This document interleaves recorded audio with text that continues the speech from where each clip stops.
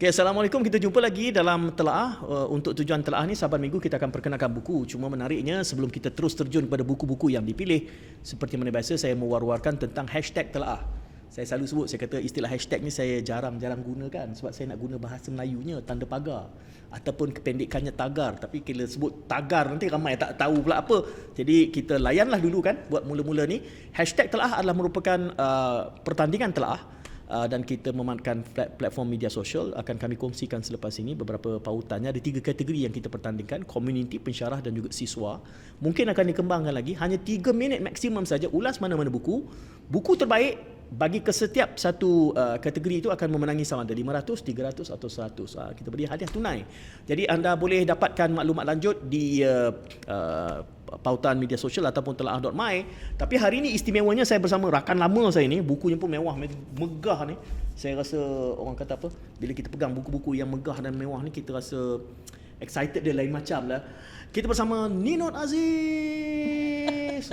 Macam konsert. Apa khabar? Khabar baik. Ninot multiple award winner. Apa nak sebut? Kalistro, PNM, RTM. Itu semua anugerah buku. Yang kita ulas sebelum ni apa? Yang kita ulas kali terakhir mungkin Hikayat. Hikayat ya? Hikayat, yes. Yeah. That was years ago. Betul, lama. Dan kali ni Ninot kembali. Yalah, kalau cari nama Zalina dia tak jumpa. Dia jumpa Ninot Aziz. Betul. Dan sentiasa saja bila saya bersama Ninot, buku-buku yang Ninot perkenalkan adalah buku-buku yang bagi saya, apa nak sebut ya, kalau estetik tu mungkin saya tak pasti. Ini keturunan penglipur lara ni, dia turun temurun ni. Betul. Jadi Ninot ini, kalau Ninot nak memperkenalkan diri kepada audiens kita kan, Ninot ini penulis yang sebagaimana? Cerita rakyat atau apa? Penulisan saya sangat simple, berdasarkan sastra, seni dan sejarah. Okay. Dalam bahasa Inggerisnya Hikayat, Heritage and History. Okay. Dan itulah yang saya ingin bawa untuk semua rakyat Malaysia dan buat masa ini untuk dunia. Sebab buku kita, sejak kali akhir kita jumpa Tuan Syed, buku saya kini telah diterjemahkan ke dalam bahasa Itali, Jerman dan sedang diterjemahkan ke dalam bahasa Parsi, Persian dan juga insya-Allah bahasa Turki. Okey, alhamdulillah. Dan kalau ingat ke berapa anugerah menang ni? Dia tak ingat dah. Saya ingat berapa buku tapi berapa anugerah tak ingat. Ya, jadi hari ini kita akan kembali lagi bersama Ninot untuk menelaah beberapa judul buku yang kami bawa ni, yang Ninot bawakan ni. Tapi kita berikan fokus dahulu kepada ini. Ini berapa umur buku ni? 2004, 2024, 2023? 2024. Kepulauan Melayu, ensiklopedia berilustrasi tamadun dunia silam.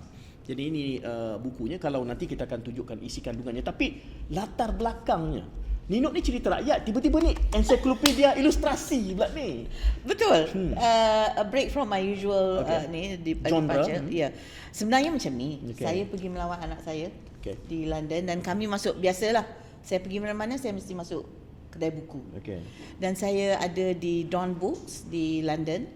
Saya masuk, lepas tu kami jumpa satu buku ensiklopedia macam ni, berilustrasi. Tajuk dia Africana.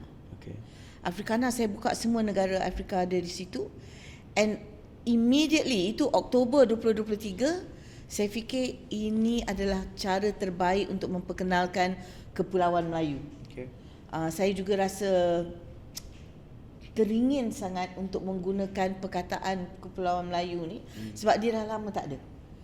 Malay Archipelago, Kepulauan Melayu, kita dah biasa menggunakan Nusantara, which is not wrong, tetapi dia Nusantara tu lebih kepada Indonesia daripada pemahaman saya. Jadi saya nak bawa semula Kepulauan Melayu, saya tak nak segan silu. Jadi Oktober 2023 itulah timbul niat. But saya tak berani sebab sebelum ni genre saya memang hikayat saja.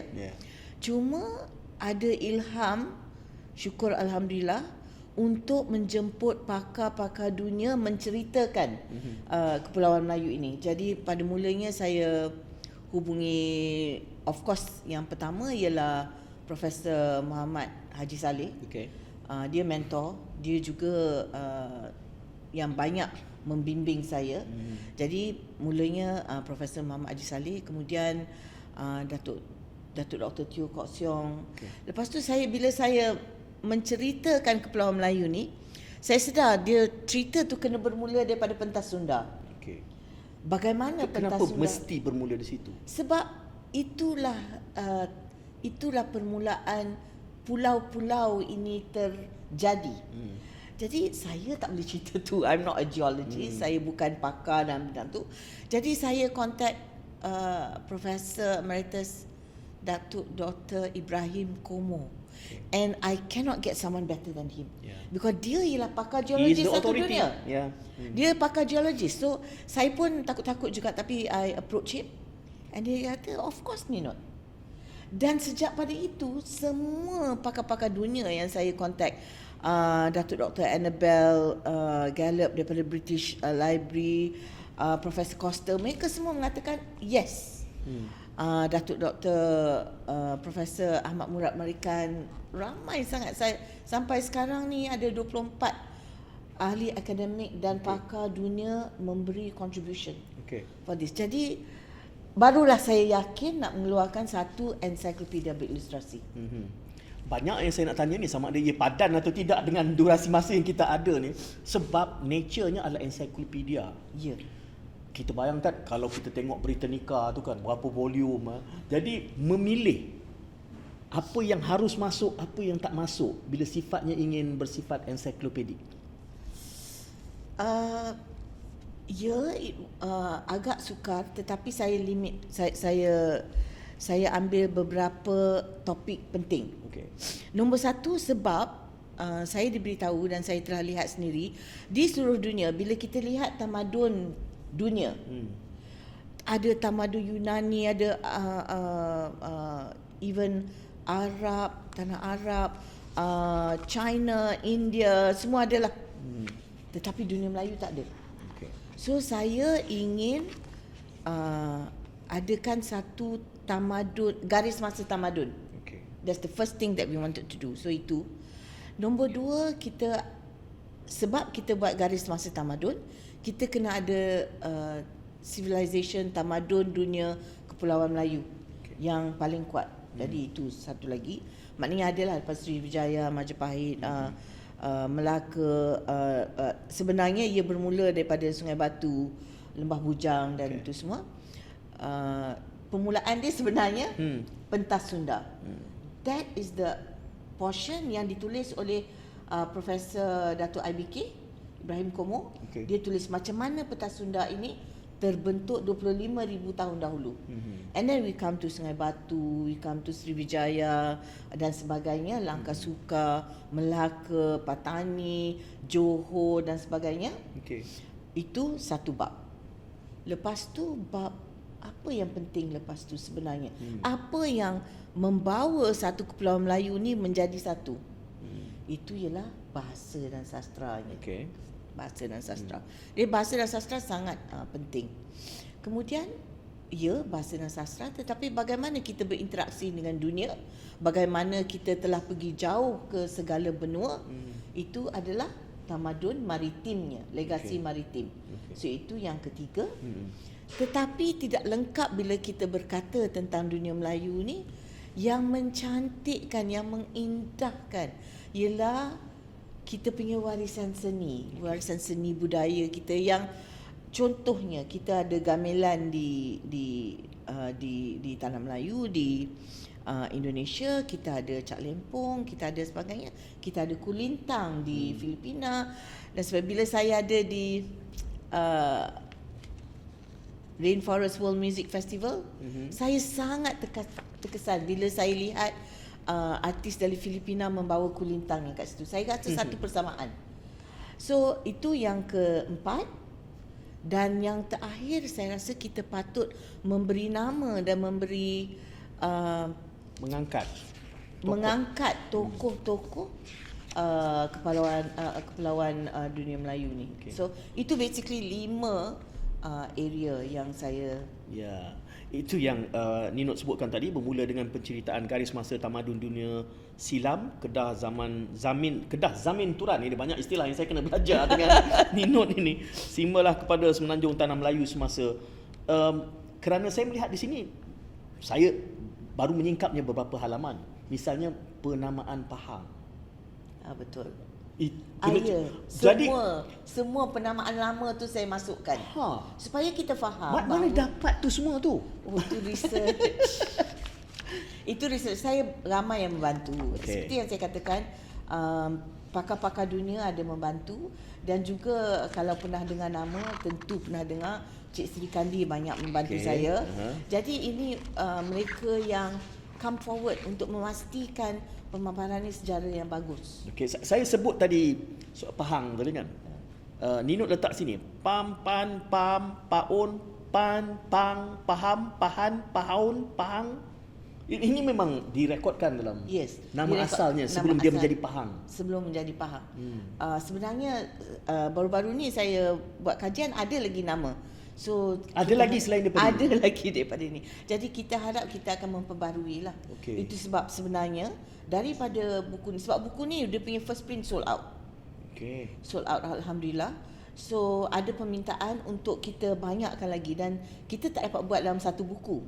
Jadi ia telah dikembangkan, insya-Allah bulan 3 ni 5 buku untuk setiap tajuk daripada ensiklopedia Kepulauan Melayu ni.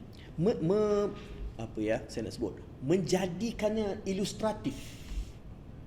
Itu satu beban yang lain pula tu. Dia satu akademiknya tu lah. Dia ada okeylah, Annabel Gallup ada situ, Muhammad Salih ada situ. Di satu sudut, Ninot ni ada berapa otak ni? Dia otak kanan otak kiri, dia bergabung ni kebabur. Menjadikan ilustratif pula satu beban yang lain tu. Tuan Syed, I'm sure you remember, saya memang daripada mula semua buku saya ada ilustrasi. Sebab saya rasa susah untuk generasi hari ini membayangkan dunia ni. Usahakan generasi hari ini yang macam umur saya pun kadang-kadang tak boleh bayangkan. Dan saya sangat bernasib baik, masa hikayat from the Ancient Malay Kingdoms dulu, ada arwahnya A. Malik Rahim. Kerja A. Malik Rahim ni sebenarnya dia telah memberi ilham pada pelukis-pelukis lain. Dan lepas itu saya berjumpa dengan Walid Muhammad daripada Melaka. Dia pun sangat dedicated, sangat inginkan dunia Melayu ini keluar melalui pelukisan, dan banyak ilustrasi yang di sini yang dibuat olehnya. Dani Wagai khas untuk Kelantan.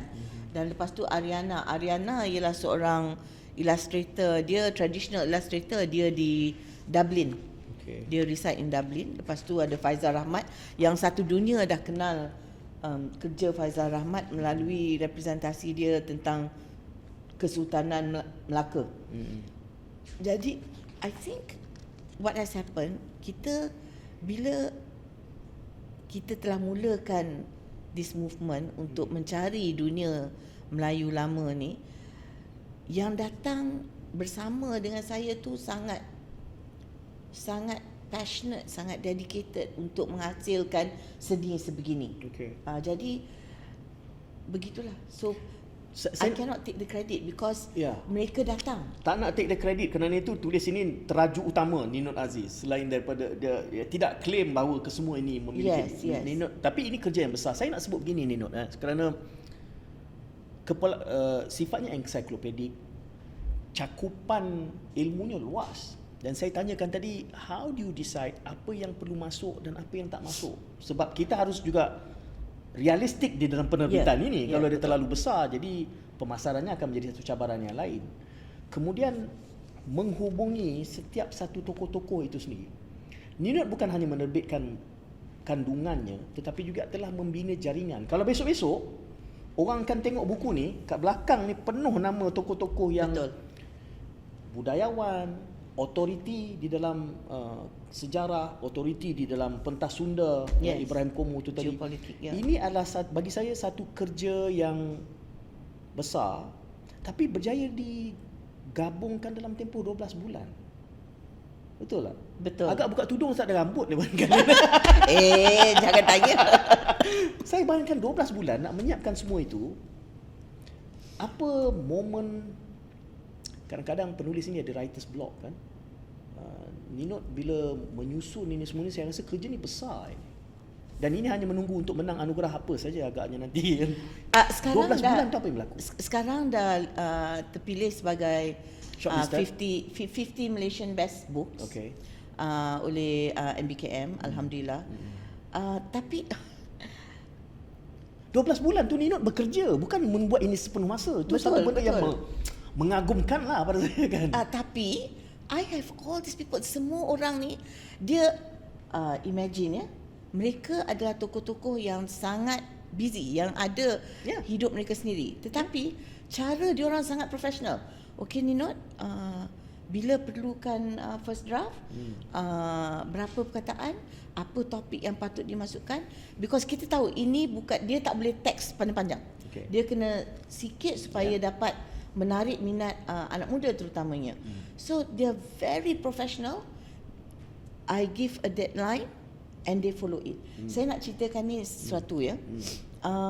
Pada mulanya saya ingat bahawa mungkin saya tidak dapat Profesor Datuk Dr. Annabel Gallop. Sebab pada masa kami menyiapkan ni, dia kehilangan 2 kawan sangat rapat dari Indonesia dan dari Malaysia who passed away. Saya kata, alamak, takkan saya nak call dia, nak call dia untuk artikel dia. Tak, dia sendiri yang ingatkan saya. Bila saya hantar ucapan takziah, dia kata, don't worry, I will get the article done. And then saya, sebab semua ni ilustrasi. Jadi bila saya hantar ilustrasi, dia kata perkara ni Cap Moho, sebab bab dia ialah Cap Moho, kerajaan Melayu lama.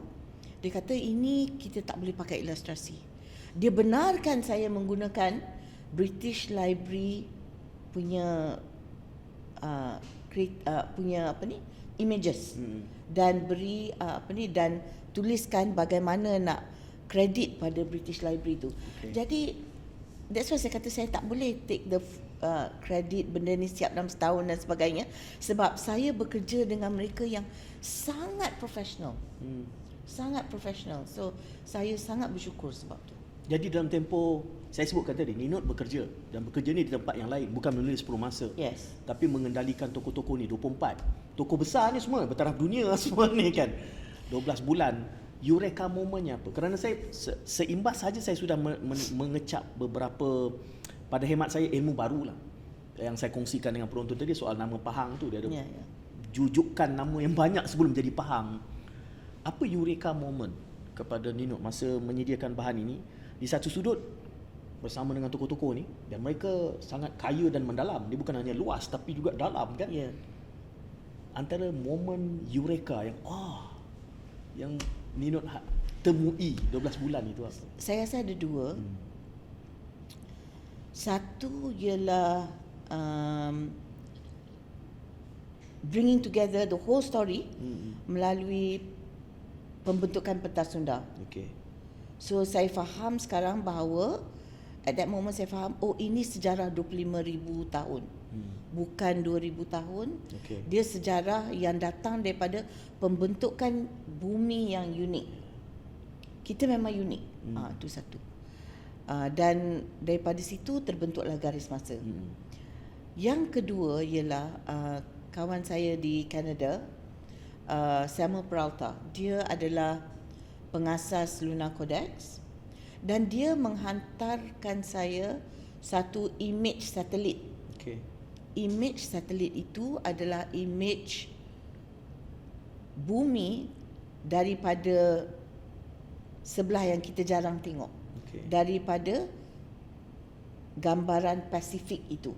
Dan bila kita tengok bumi daripada angkasa lepas, Pasifik, the whole thing is blue. Itulah dunia Pasifik.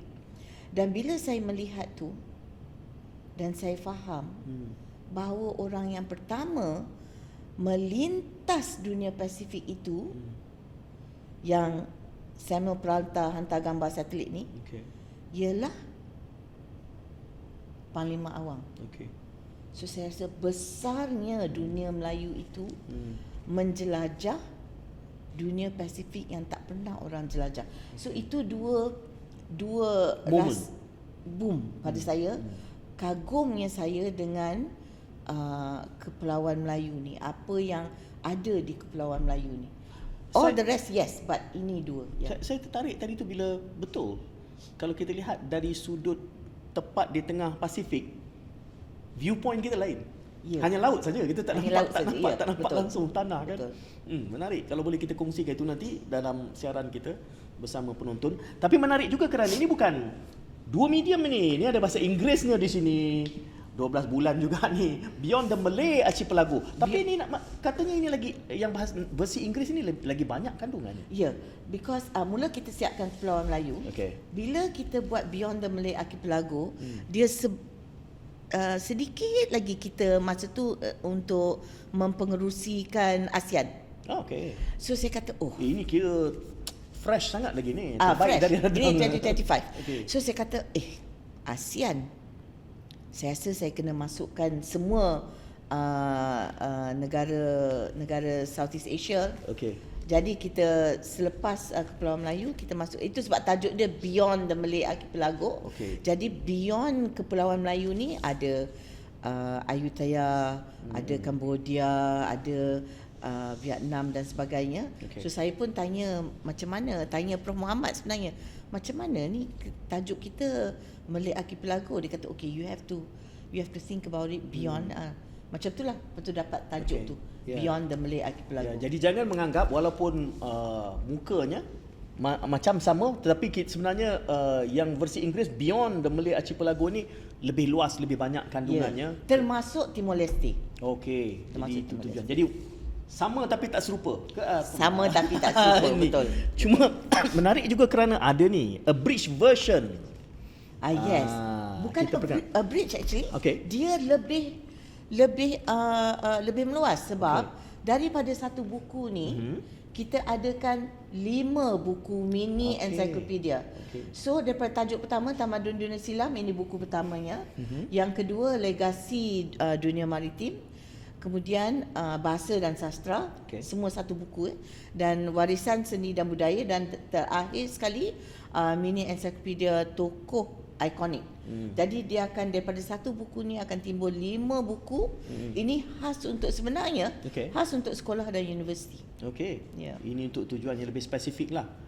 Bila untuk sekolah dan universiti berarti penulisannya baru ataupun sekadar saduran daripada apa yang ada di dalam versi? Penulisannya bertambah dan diperbaiki untuk versi mini ni. Saya nak sebut yang versi bahasa Inggeris tadi. Nak menterjemah satu hal, tapi untuk mendapat editor yang terbaik satu hal. Jadi saya sangat bersyukur kerana I cannot get better. The editor untuk Beyond the Malay Archipelago ialah Prof Muhammad Said Bani. He edited the whole thing and he took his time supaya year satu saya tak jumpa lagi apa-apa yang silap. He really did it so well, the editing. Jadi itulah saya kata, Tuan Syed, saya tak boleh nak ambil kredit sebab ramai sangat yang menyumbang kepada buku-buku ensiklopedia ni. Jadi barulah saya berani nak menerbitkan buku sebegini. Saya tanya di awal tadi sebelum kita ke udara ni ada biru ni, ada kod biru ni kerana memiliki ni. Imbas kod QR untuk iringan seni tradisi. Jadi ini macam bila saya faham baca ni kan macam iringan tu berarti baca dan ada multimedia. Betul. Ya, alhamdulillah kita juga telah mendapat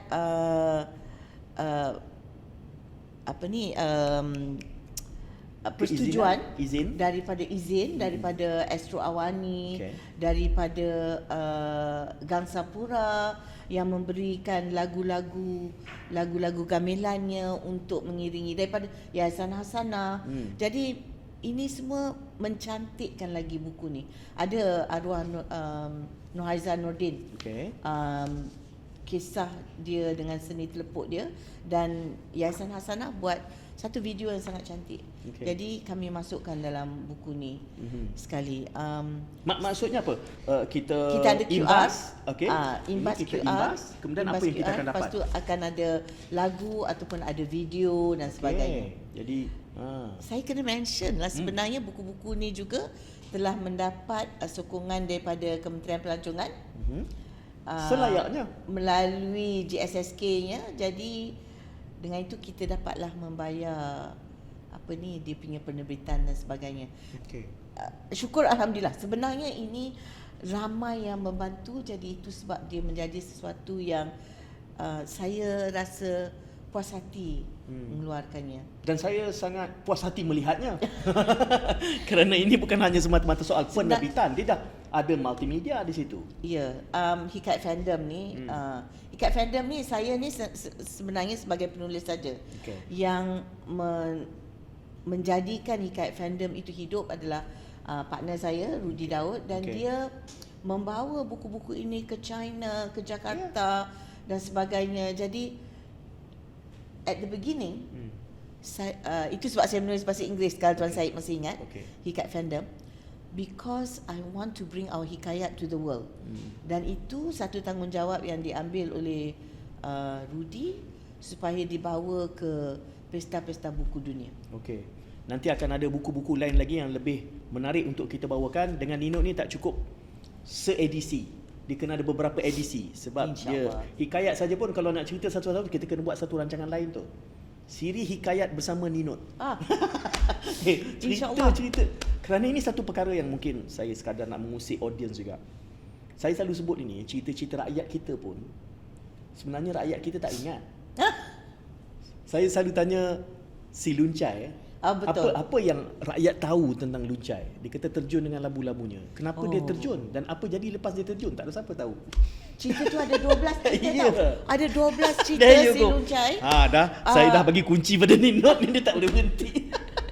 Pak Pandey pun ada banyak. Pak Kaduk pun ada banyak. Betul. Saya nasib baik.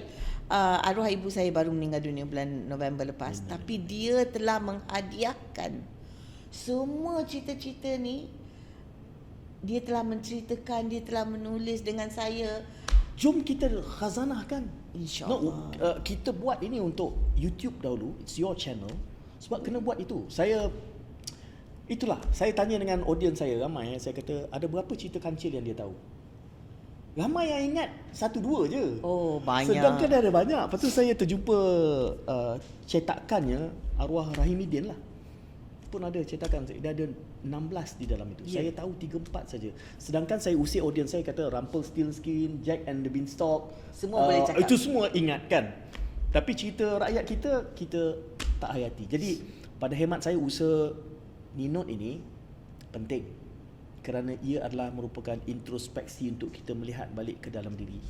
Dan kali ini usaha itu dimegahkan pula dengan ensiklopedia berilustrasi. Saya bagi jaminan kepada penonton, kalau tak baca, tengok gambar saja pun sudah terpana.